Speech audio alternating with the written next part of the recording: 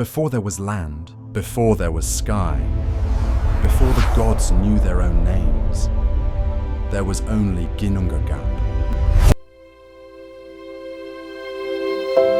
Not emptiness, but potential, a vast silence, a breath that had not yet been taken, a written page, the unsung note, a universe holding its breath in the dark.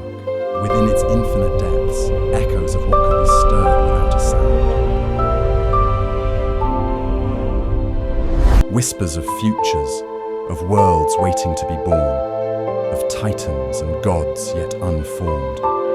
The raw power of creation slumbered here, a dormant storm in a sea of nothingness. All that ever was, and all that ever would be, began in this silent, waiting abyss. To the north stood Niflheim, a kingdom of ice and mist, where rivers froze before they could flow. Here, 11 great rivers of venomous rime carved their silent paths through the endless twilight. The air itself was a razor, sharp with a cold so profound it felt like a physical weight. It was a realm of perfect, deathly stillness. To the south burned Muspelheim, a realm of living fire where flame roared like a beast that never slept. Soot-blackened plains cracked under the strain of molten rivers, and the very air shimmered with heat. This was a land of constant, violent destruction, an inferno whose only purpose was to expand. And between them, the great silence waited, a chasm of pure potential balanced between two impossible extremes. Then the frost began to drift, and the fire began to breathe. The biting winds of the north carried glaciers of ancient frost, while the searing heat of the south sent forth rivers of liquid stone.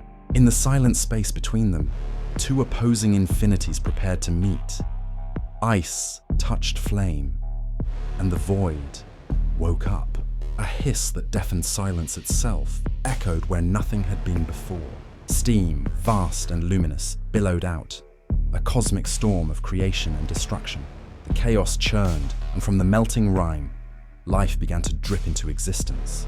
Each drop, a concentration of primordial venom and fiery vitality, fell into the waiting stillness. The great silence was broken not by a sound, but by a pulse. From the living ice, where fire met frost, the drops of venom and vitality coalesced.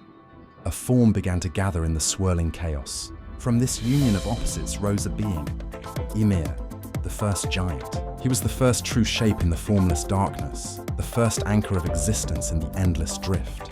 The ancestor not of order, but of chaos itself. A primordial force whose every atom was a contradiction. His breath was the first storm, a tempest of biting frost and scalding steam. His body was a moving glacier, a continent of living ice and shadow. When he moved, the very fabric of Ginnungagap trembled. His immense presence bent the newborn, unshaped reality around him, a center of gravity in the heart of the abyss. The age of emptiness was over. The age of giants had begun. As Ymir, the first being, fell into a heavy slumber, a strange sweat gathered upon his flesh. From this primordial moisture, life stirred again. From Ymir's body came more giants, born not of love nor will, but of raw, spontaneous existence. Under his left arm, a male and a female giant grew, separating from him like ice carving from a glacier. From his legs, a six-headed son was born, a monster of terrible strength. They were the first of the Jotnar, the frost giants. They spread through the cold, unformed realms like shadows with bones, their hearts as frozen as the mists they called home. The void was no longer empty, but it was far from being a world. It was a cradle of monsters, and the world still had no order. And beside him, as the giants multiplied in the shadows, another presence appeared, born from the same creative mists. Audumlar, a cosmic cow, vast and serene. She was the great nourisher, the wellspring of life in the growing abyss. From her udders flowed 4 rivers of milk, a torrent of sustenance that fed the slumbering Ymir, fueling his chaotic dreams and immense growth. Her breath, warm and vital, warmed the air, a gentle force against the endless frost. But she too needed to feed. And with her tongue, she licked the salty rhinestones that littered the void, ancient crystals born from the first clash of fire and ice.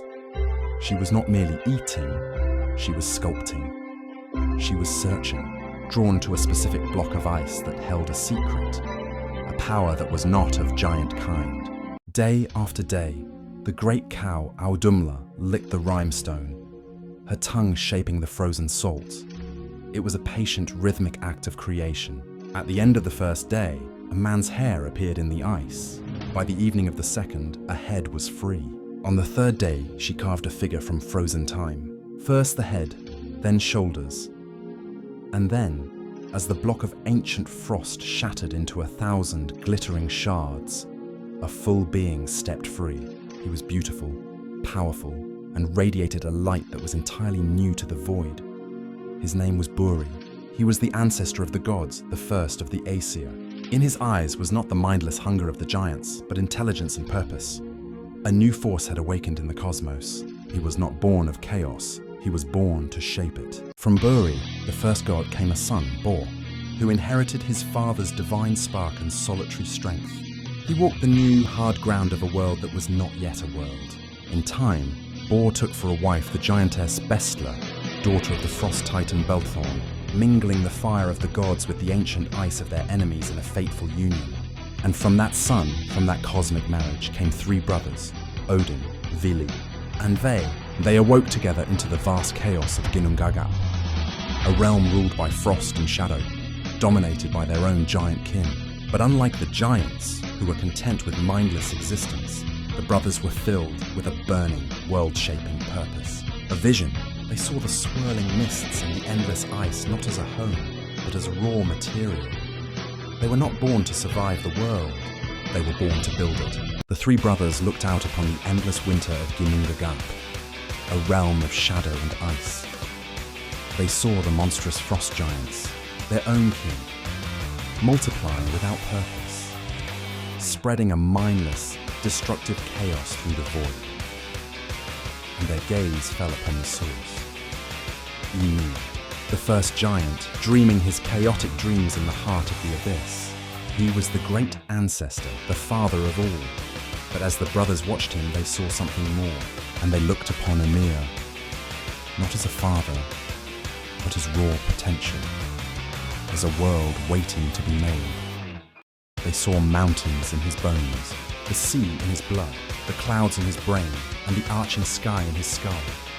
And in that moment, in a silent glance that passed between brothers, the fate of all things was decided.